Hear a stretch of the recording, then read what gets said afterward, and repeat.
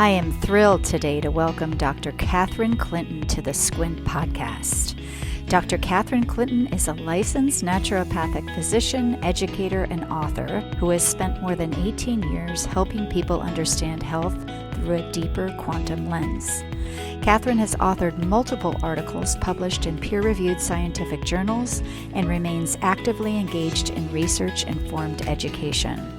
I was lucky enough to have Dr. Catherine Clinton as my teacher of quantum biology. She is a wonderful teacher as well as a wonderful person.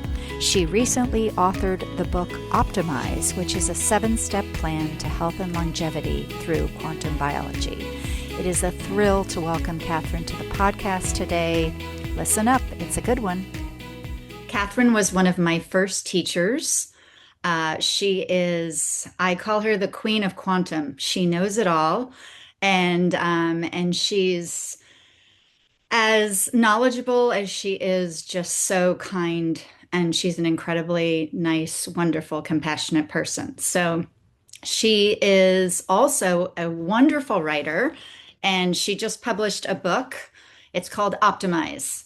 And I think everyone should buy it. I don't like the whole promotion thing, as you all know, but I do like efficiency and I like productivity. And this is all the greatest information all in one place. So if you're going to use your time and use it well, read this book because it's phenomenal. So, Catherine, thank you for being here. Thank you so much for having me. And can we start about there's so many frequencies that impact our physiology on a cellular level. And so what you're teaching us is that there's light frequencies, there's sound frequencies, there's vibrational frequencies, even our thoughts have frequencies. I want to start with light because at Squint we talk about getting your light right, and we talk a lot about circadian rhythm. And I want to read just this one part in chapter 5, just as an introduction. And this is what Dr. Clinton says. She says, We are light beings. The light in the world around us molds our physiology, from our cardiovascular system to our immune system to our digestive system. Light touches almost every cell in the body, guiding how the body functions. So, can you talk a little bit about this in the context of circadian rhythm and kind of daily light that appears in nature and how it influences our physiology at a cellular level? Absolutely. This is pretty recent information, right? It was 2017 when 3 researchers were awarded the Nobel Prize for their work on chronobiology, or how light affects the human body or living systems. And they found that almost every cell in the body has a circadian gene or a circadian clock, and it is tuned by the light in our environment. Now, we have been living with the primary rhythm of the rising and setting of the sun as our main light input. Of course, now in modern day life, a lot of us are living indoors. We don't go outside as much, and that artificial light is our light environment. But the natural light and rhythm of the sun is a essential piece of our biology. As that natural light comes in through the eyes, it hits this thin layer of cells in the back of the eye called the retina. And the retina is rich in light sensing proteins and opsins. And that light information travels to the center of the brain and then is broadcast out throughout the body to all those cells.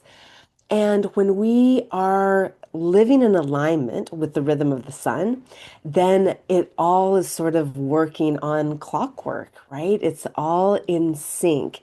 And what do I mean by that? I mean that if we get morning light upon waking, then the first half an hour of waking, what that does is it signals to the body to transform certain hormones, our sex hormones, estrogen, progesterone, testosterone. It signals the conversion of our neurotransmitters like dopamine and serotonin. So we feel calm, so we feel focused and motivated for the day.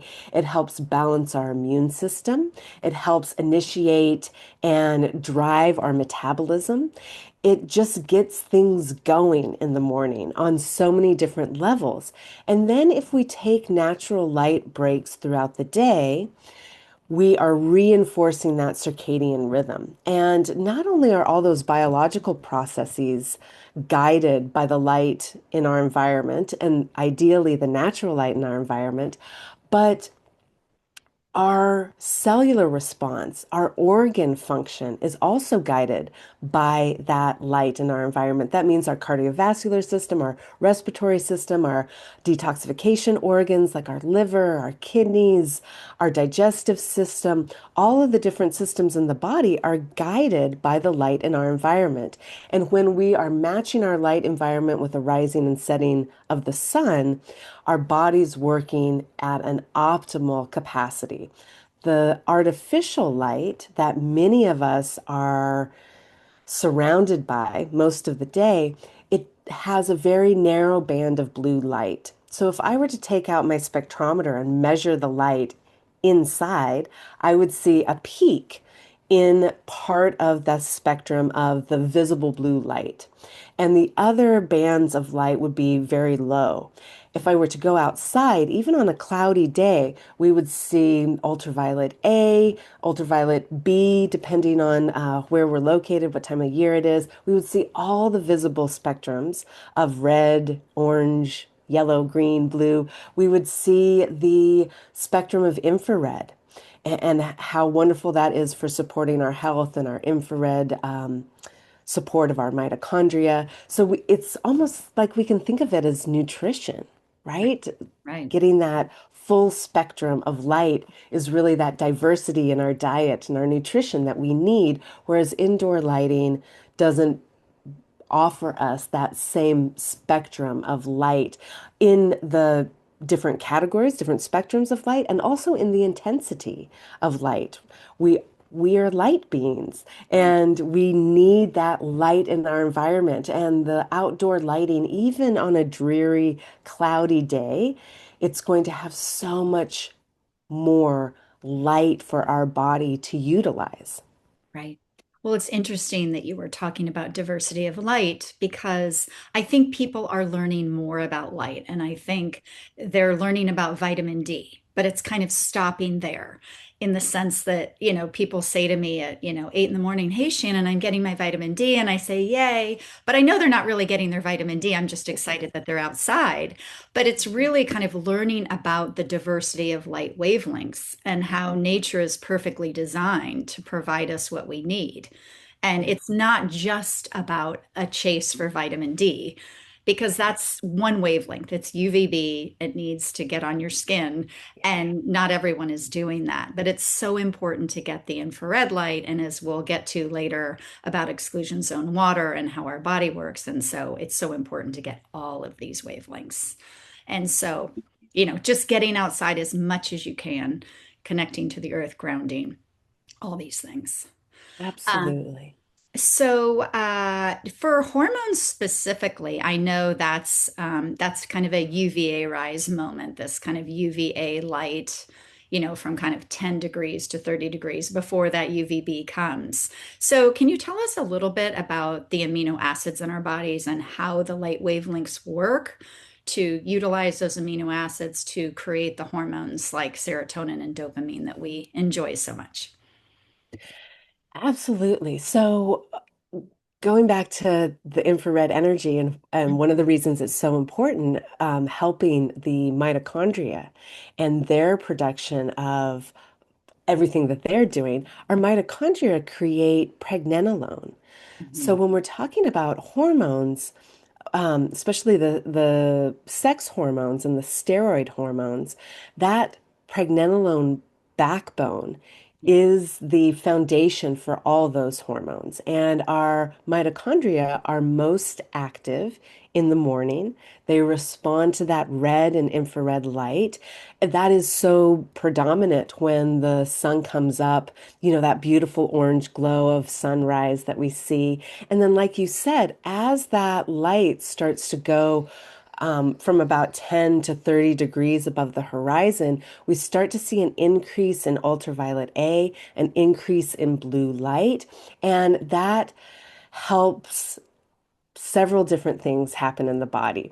It helps with the conversion of different amino acids from tryptophan into dopamine, into serotonin, these hormones that help us really regulate our mood, our motivation, and that light signaling into the brain and the different sort of complexes that it initiates is driven strictly by that light. So when we're missing that window, we miss out on a vital biological function in the body. And then, I whenever I say that, people say, "Oh, well, what happens if I miss that rise? What happens if I'm a night worker?" And we can simplify it to say, as soon as you wake up, within that, half an hour window, if you're getting outside or even opening a window to let that natural light into the room, lowering the window of a car when you're driving into work, letting that light in, because light, we often think of it like a flashlight, right? We shine that light, and where there's a little circle, like a spotlight, that's where the light is. But really, light is reflecting, refracting, bouncing around. So if I have a window open, letting light into the room, that light is going to reach my eyes, even if I'm not sitting right directly in front of that window, right? So Right. that light is really activating these biological conversions in the body that are so important for our hormonal status, for our neurotransmitters.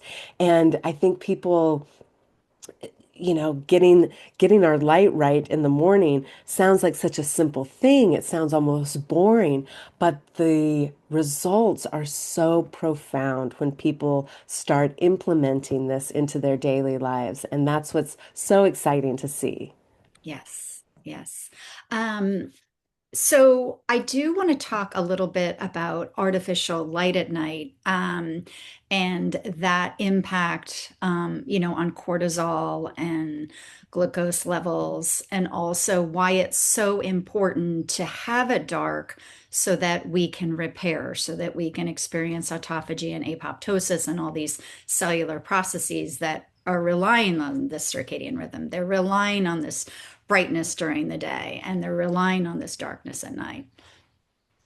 Yes, you've got it right. I mean, it is so important, essential that not only we get that light in the morning and throughout the day, but then we follow that rhythm of the sun as it arcs back down and sets in the evening. When we see that sunset, that orange glow, again, that red and infrared energy is so wonderful for our mitochondria. It also signals to our nervous system that we're safe, that we can calm down, and we can get ready for that second half of the day in darkness. Darkness holds so much capacity to heal. All those things we mentioned that happen in the morning, our hormones, our immune system, our metabolism, our neurotransmitters, those are set up in those dark hours. So if we aren't getting that darkness in our life, we don't have those things prepared to do all the things we want in that morning light, get our metabolism going, balance our immune system, all those things. And so the darkness is really a primary signal as well. And many of us in modern day life, as the sun goes down, we flip on our modern LED lighting. We get that narrow band of blue light, and that tells our body that it's noon, that we need to secrete cortisol because we need to keep going. We need to keep our blood sugar high. So cortisol is that daytime hormone that keeps us alert, that keeps us alert for doing tasks, but also alert of any danger. It keeps our blood sugar raised so that we can survive and do the tasks that we need to do during daytime. And that's important. But having that blue light and artificial light in our environment after the sun goes down tells our body the same thing during a time when it should be repairing. So as that sun goes down, what it signals to our body is that we need to stop the release of cortisol and we need to prime the release of melatonin from the pineal gland.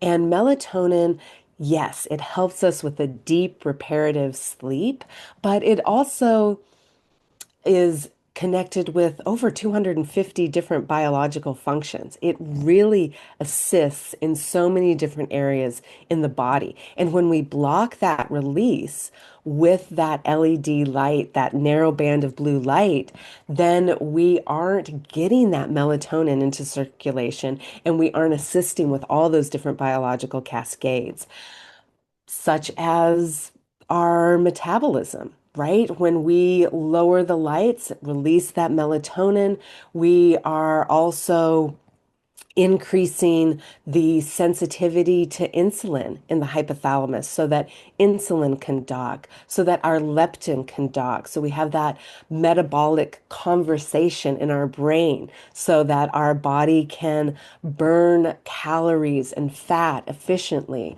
We don't have the same middle of the night release of our thyroid hormones. We don't have all the things that happen in the immune system when it's dark. All of these things are dependent on those two different cycles of hormones, that cortisol being predominant in the day and then that melatonin being dominant at night. And so I'm here in Oregon, and in the winter months, it gets dark at 4:35 o'clock, and we aren't, bumping into each other in the dark all night long. We move to lighting that doesn't have blue light. It doesn't have that light that signals to the body to keep secreting cortisol, right? There are specialty bulbs out there, incandescent bulbs. I My family, we love salt lamps that they Mhm. have this beautiful orange glow. I've Mhm. got three of them in the living room, one in the bathroom. We have them in the bedrooms.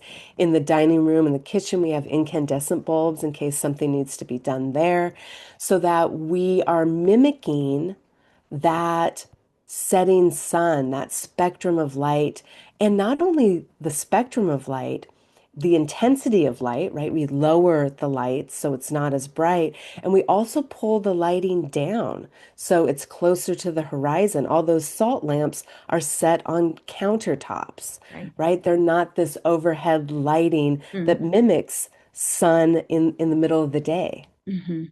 Amazing. Amazing. I always say, I think of it kind of, when I kind of started this kind of journey and trying to figure out what was going on with me, of course, I found an amazing naturopath, and she was looking at my cortisol, numbers, and I was completely opposite, right? My cortisol is trying to, just to start higher. And then at the end of the day, you should be decreasing your cortisol as you're approaching sleep. Well, mine, of course, was the opposite, and I'd have these mornings where I just couldn't get out of bed. I was just lethargic. I was not, by my own circadian rhythm dysfunction, my body didn't even know it was time to make cortisol. And of course, I wasn't getting out to get any natural blue light from the sun. And then at night, I was wired and tired. I was kind of ready to go. And I prided myself, oh, I'm a night owl. I'm a night owl, and I'm getting all this stuff done. Little did I know that I was actually harming my body for the next day, just as you said. And I always say it's kind of like running your dishwasher. So if you don't run your dishwasher at night, you kind of wake up with dirty dishes, and so this process, this light and dark cycles, which completely makes sense, right? I mean, if you looked at our ancestors, they had firelight at the end of the day. That was it. And then they went to bed. And there wasn't these kind of, you know, binging Netflix and all the things we love to do. And so, Yeah, absolutely. And we're talking about all these different biological functions and conversions of hormones and all these things, but also like our nervous systems crave this. yeah, When we lower the lights at night, everyone goes, right? We right. just, um, I love lighting. We make beeswax candles here on Solstice Day. We make tons and tons of candles so we can Amazing. use them throughout the year. And just one candle in the living room, it just absolutely grounds everybody's nervous system. Mhm. And keeping those lights does the opposite. And I think a lot of people don't realize when doing this day in, day out, it seems normal, but Yes. there's this friction that we start to feel, and we can't even place what it is, where it's from. But when we start lowering the lights at night, it's this ancestral rhythm that the whole body just immediately recognizes, like, oh, okay. We're safe. We're indoors. We're resting.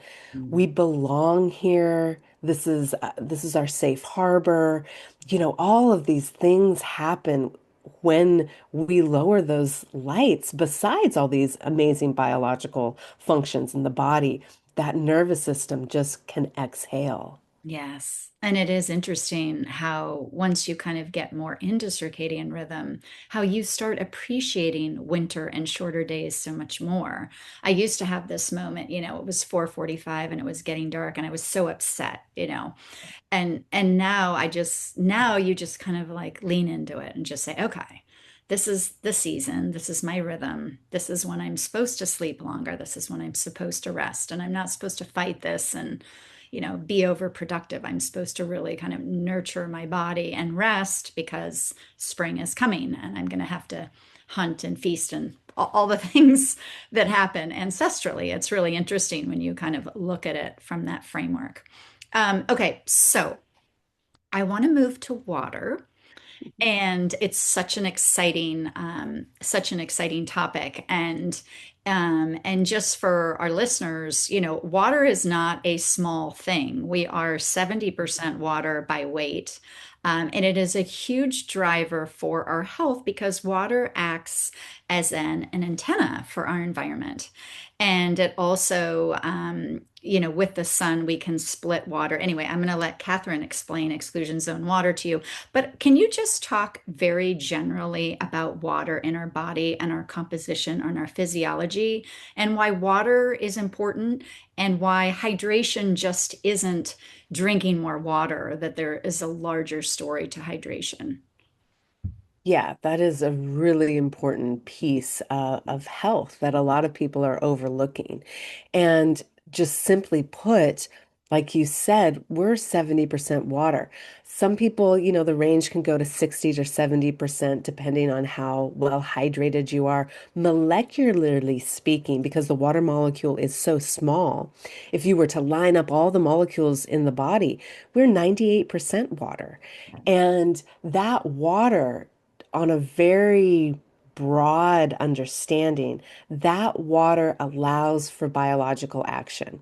That water lines the proteins in our cells, and it helps stabilize their shape and conformation. We know that when our proteins in the cell membranes change shape, the function of that cell changes. And their ability to hold that configuration or that shape allows them to maintain whatever function that cell might be doing. When we're dehydrated, we can't do that. And a lot of people think of hydration solely as what water we're drinking.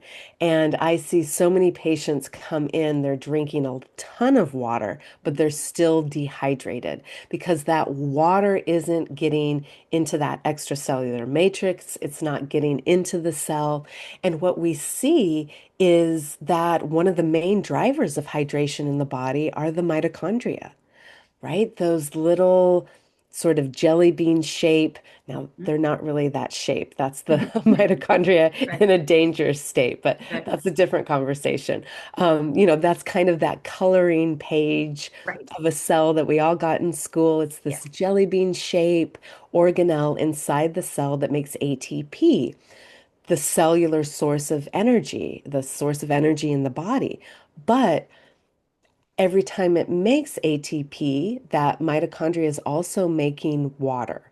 And that is a huge source of cellular water. When you look at the inner membrane of the mitochondria, where the electron transport chain is, where ATP is produced, you see there's four protein complexes. And then at the end, there's ATP synthase. It looks like a T and it spins around to Hmm. pull a proton down to create ATP.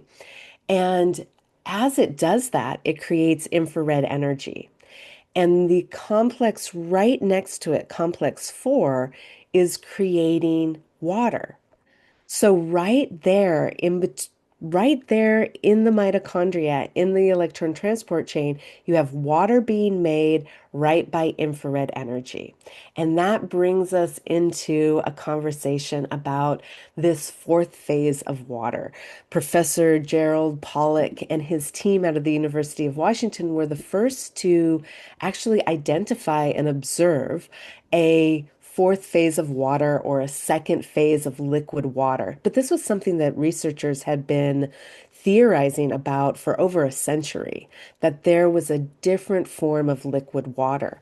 And what they have found, and many other researchers have validated and extended on this research around the globe, there really is a water research community. What they are finding is that as water comes up to a surface in the body, these surfaces, whether we're talking about a mitochondria and its membranes, a cell membrane, our fascia, all of these things are hydrophilic. They're water loving. So it doesn't push the water away. It allows the water to come right up to the surface of that cell.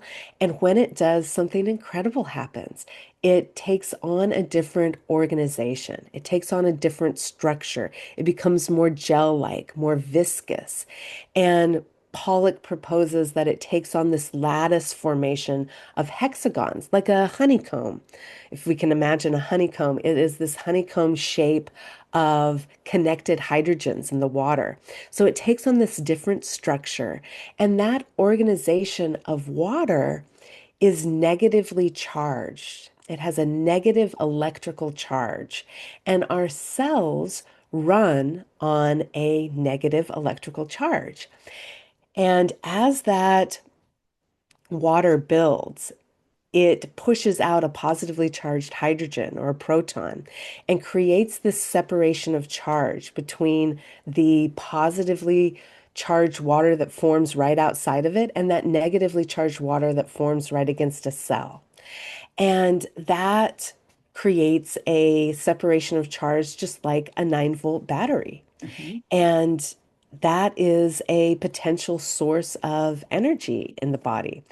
Not to mention that this water is a reservoir of electrons and electrical charge in the body. And so you have this different phase of water forming against cell membranes. It's negatively charged. It's pushing out a zone of positively charged water so that you have a negatively charged zone of water, a positively charged zone of water to create a water battery. Okay. You also have this source of electrons or energy. And there's a way to look at the body where pain, inflammation, symptoms, pathologies are a loss in negative electrical charge or a deficiency in electrons. And this water is a reservoir of those electrons that can be donated where needed. And what creates that water? What builds that zone of negatively charged water against a cell? Infrared energy. So back to the mitochondria, Hmm. we have that complex 4 creating water and that ATP synthase spinning, creating infrared energy, the perfect marriage to Mhm. create this beautiful liquid crystalline water in the body. Amazing. It's amazing, which is why I always find it interesting that, you know, many women, I'm drinking 8 glasses a day and they're completely dehydrated. But they're also the same women that aren't going outside and they're wearing sunglasses and they're covering up when they go outside. So they're not actually absorbing any of this infrared light, which is actually going to be their best tool for their body hydration at a mitochondrial level. Um, Yeah, very well put. Very well put.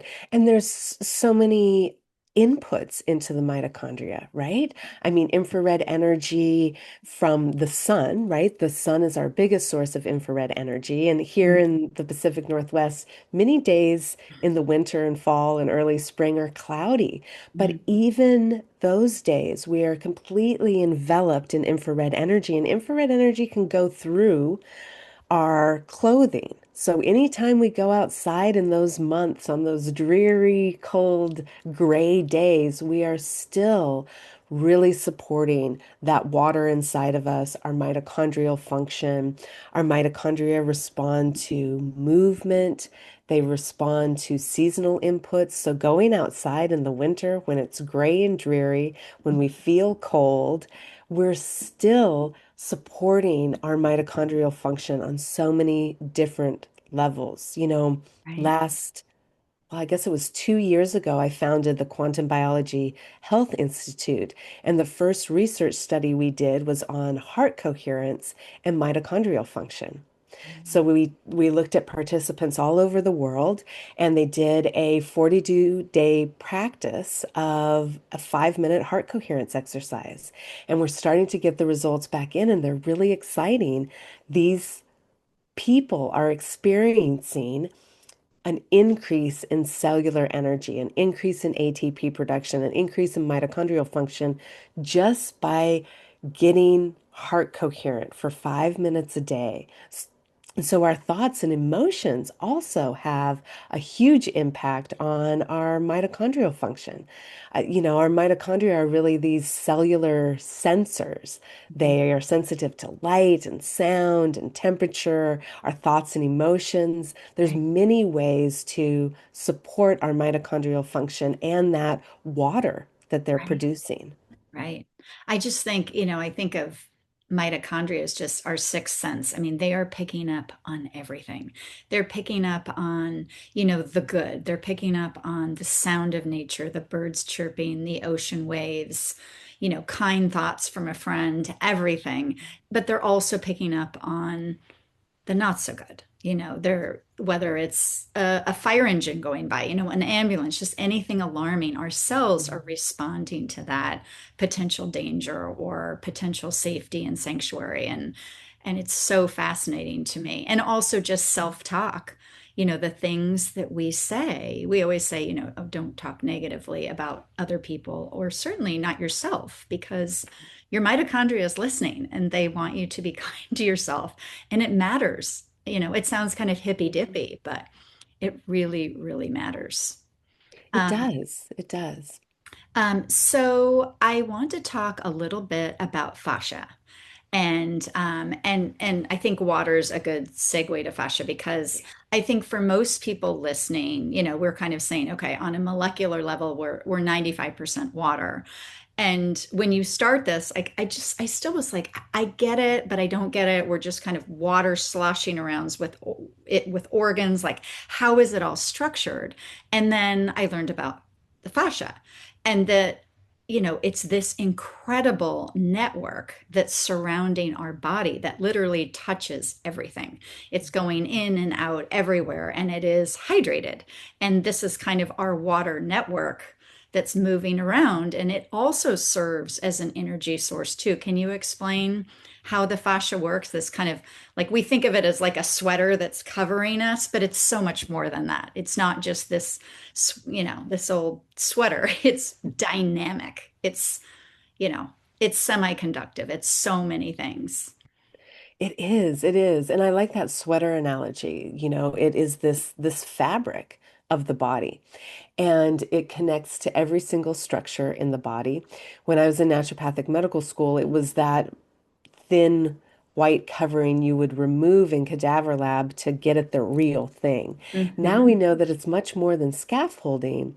It transmits energy and information. So when you look at this web in the body that's connecting every single structure, it starts at our external layers, goes all the way internal to our bones. It can even insert into cells. When you look at the structure of fascia, it is mostly connective tissue, which is mostly collagen.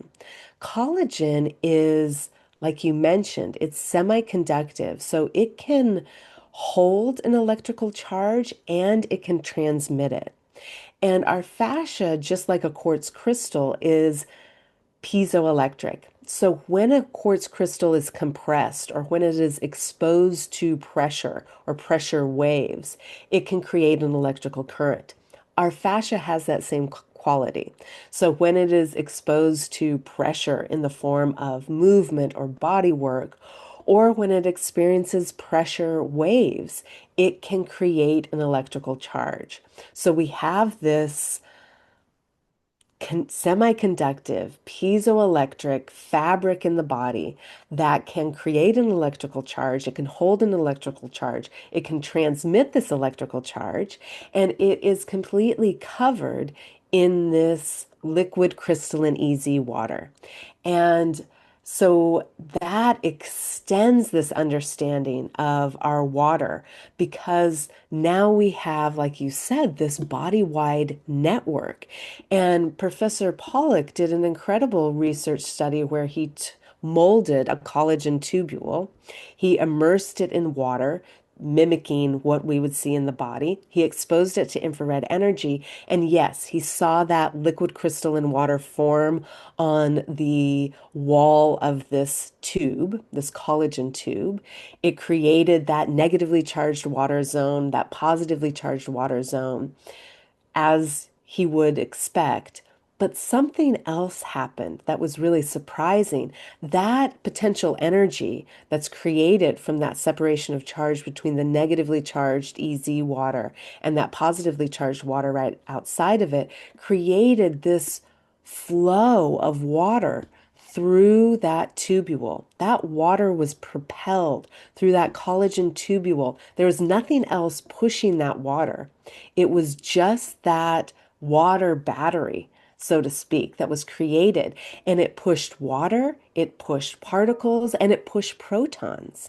And we often think of energy in the body as, or energy just in general, as the flow of electrons, right? We plug our appliances into the wall. The oscillation of electrons creates energy that we use. But protons and their movement also create energy.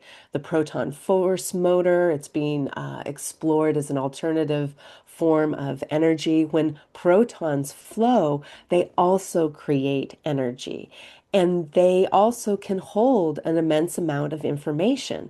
So now we have this semiconductive piezoelectric tissue that connects every structure in the body that can transmit this electrical charge. And it creates through these tubules of fascia this flow of fluid and particles and energy and information. So we have this fabric in the body that can transfer electrons and energy. It can transfer and create a flow of protons, energy, and information throughout the body. So it turns, that idea of fascia being scaffolding really on its head. It's so much more than that. It creates this quantum highway, this fiber optic highway where we can transmit energy and information. And the fascia, circling back to light is also circadian driven. Right. And so it comes back to really aligning with those natural rhythms that we see in nature as one of the easiest ways to support all these things we're talking about today. Right. So in the daytime, our fascia is circadian. So our fascia is expecting this movement. I mean, it is expecting us. I mean, that's why, we talk about a sedentary lifestyle is not a good idea. Well, it's a little bit more than that, right? It's, we're sitting, but we're actually not moving our fascia. And we're not giving our fascia that opportunity to take in this infrared light and kind of create this battery, this zone for us. That, Um, that's a great point because, I think a lot of us think in these modern boxes yeah, where, like, okay, I'm sitting, now I need to go to the gym, now I'm right, going to sit again. And right. it's like, actually, if you take a break and just stretch and go Yeah. outside and move a little bit, Yeah. that 10-minute break Yeah. can be incredibly powerful for your body. It doesn't have to be this enormous undertaking, right? Like, okay, after work, I got to go to the Exactly. I gym or have I to have to put get on up. my outfit Yeah, and the irony is that they're going to the gym under artificial light. yeah. So they're completely losing that opportunity to actually tend to their fascia and to grow these muscles and to achieve the goals that they want. It's kind of our modern life is really interesting, but Yeah, it's fun to rethink it. And I was really fascinated when you were talking about, this proton wire that we're making and then kind of the heart, we don't really have a pump for the heart per se. It's kind of more this vortex, right? It's like this water vortex. That's what's moving. And that's why water is so important because it's creating this energy that's kind of keeping our body moving. that's a great thing to bring up. An incredible researcher, Li Zhang, and he works at the Pollock Research Mm. Laboratory with Gerald Pollock. What they've done is they've done a lot of research with chick embryos, and they stop the heart. They expose the embryo to light, infrared light specifically. And what they've seen is that because of this, well, they explain it as this water battery that's created, right? So we talked about it in the tubes of the fascia, but it happens in all the vessels, including our cardiovascular vessels, right? Our arteries and our veins. And that's one of the explanations behind how we can have circulation down to our little toes and our feet Right. because the actual mechanical pumping of the heart is not high enough to get that flow there, right? And as you mentioned, the heart is one band. It's one band of muscle that is helically wrapped. And so when it pumps, it's not like a fist contracting. It's not like a balloon getting small and blowing out. It creates this vortex flow. And that vortexing can help with the water that is lining those cells, or excuse me, lining those vessels to create that water battery that we've been talking about, that liquid crystalline water, that easy water battery. And what they've done in research is they've shown that they can stop a heart. And if it's exposed to infrared energy, that blood continues to circulate, sometimes for up to 50 minutes. Wow. That is incredible, the understanding of how this water battery in the body is contributing to so many different biological functions, including the circulation of our blood. That's amazing. Um, so I want to do just a few kind of lists, if you wouldn't mind, because I like leaving people with lists and kind of to do. So hydration is important. We know that our body is the best water cooler in the world. We're making our best deuterium depleted water. So what are your top three recommendations for hydration on the daily for people? How should they think about how to best hydrate themselves?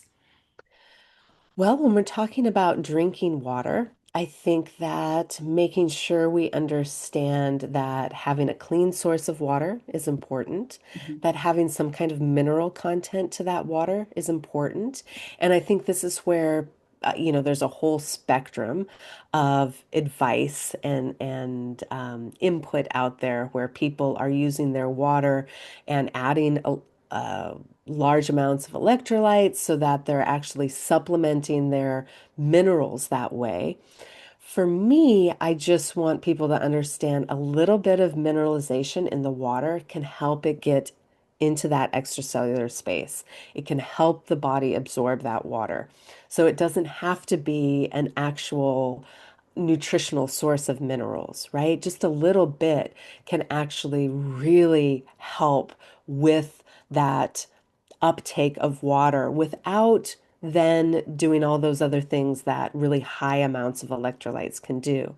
So making So, sure our all right. water's, So, everyone has their electrolyte packets, their red raspberry and blueberry and whatever. So, is it simpler than this? Is it more just a matter of, oh, hey, I'm at a restaurant and there's a salt packet and just adding a little iodized salt to water? Are we overcomplicating the whole electrolyte game? I think we are overcomplicating it. And in some instances, I mean, every body is different and has individual needs. But in some instances, it can be hard for people, let's say, with thyroid um, issues, right? In some people, high electrolytes are not going to be as beneficial as they would with other people. So, this across the board, put tons of electrolytes in your water advice is just the same thing we see in the health world all the time, right? This black and white advice when really it's nuanced. And so, yes, we are overcomplicating it. Some natural spring mineral water, that's a wonderful way Mhm. to get those minerals into the body. A natural salt added to the water can be a wonderful way. One of my favorite ways to hydrate to mineralize the water is sea minerals, seawater, because of the mineral composition that's in that water and how it infuses the water. And it's not a huge amount of electrolytes, it's just enough to do that osmosis, right? That flow of water into the body. So, yes, I do. I think we're overcomplicating that to a large degree. And I think that not only are we looking at what water we're taking in, but like we've been talking about today, hydration isn't just the water that we're drinking. Hydration is also how we're supporting our mitochondria, how we're tending to our light environment.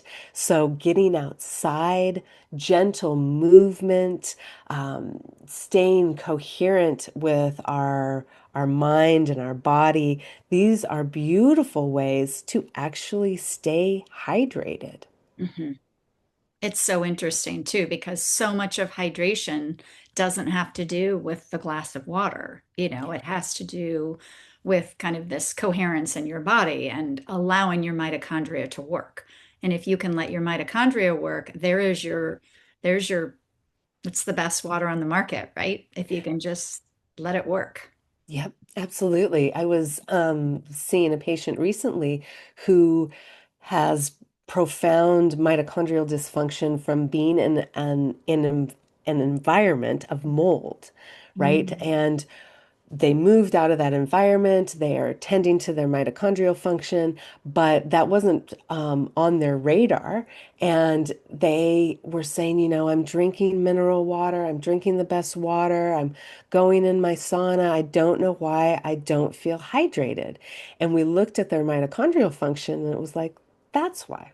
Because Mm. your mitochondria aren't working as well as they could be because they are recovering from this experience of living in a mold environment, right? And so a lot of people don't think that mitochondria are a source of hydration, but they absolutely are. So getting a clean source of water, some minerals in that water, but also tending to our mitochondria. And that can look as easy if we like lists as going outside as often as we can. Gentle movement that primes our mitochondria. It also helps our fascia stay hydrated.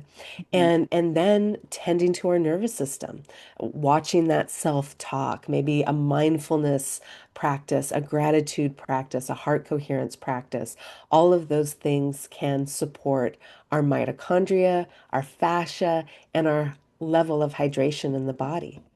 It is fascinating. I mean, you can never simplify disease to one thing, but I mean, you could write a framework just on dehydration alone and Mhm. sickness because the dehydration affects everything. It affects your mitochondria, it affects your fascia, and affects the just your operational capacity. And ironically, just Mhm. getting outside and improving your light routines can have a big impact. So what would you, if you were going to say, 4 light routines per day that you would think about for optimizing physiology, what would you say? I think that that morning light is really important. And I think that when we see that sunrise and sunset, that orange, red, infrared rich light is very soothing and regulating for our nervous system. So, if we can see light at that time, or if we are experiencing a dysregulated nervous system, seeing that light can be very helpful in supporting our nervous system. Then we mentioned that, 10 to 30 degree window where ultraviolet A starts to rise, but also blue light starts to increase in the environment outside. And that signals to the body to do all those things we talked about, hormone balance and immune system regulation, metabolism, our neurotransmitters, all those things are coming online if we can go outside during that window. And then getting light breaks throughout the day. And that can look like taking a meal outside, taking a walk outside, taking a 10-minute break outside. It can look like opening a window Mhm. to let that light into the environment, even lowering the window as we are driving throughout our day, letting that natural light into our environment. And then, of course, the light is so important, but so is that darkness. So as the light is lowered, or as the sun goes over the horizon and sets for the day, we want to lower the light in our environment. We want to avoid blue light. We want to lower the intensity of light and lower the height of our light as well. And those four things are incredibly powerful for our overall state of health and vitality. That is wonderful. Dr. Clinton, you're a goddess. You're amazing. Your book is extraordinary. I think everyone should read it, and I will put that in the show notes about how people can. Thank you. You give so much, and you've given so much to me personally, and I'm very grateful for you. So, thank you very much for joining the Squint podcast. Well, thank you so much for having me, and thank you for your kind words and support. And I love the work that you're doing. It takes all of us to get this information out there and really create this paradigm shift. So, thank you. Of course. Thank you.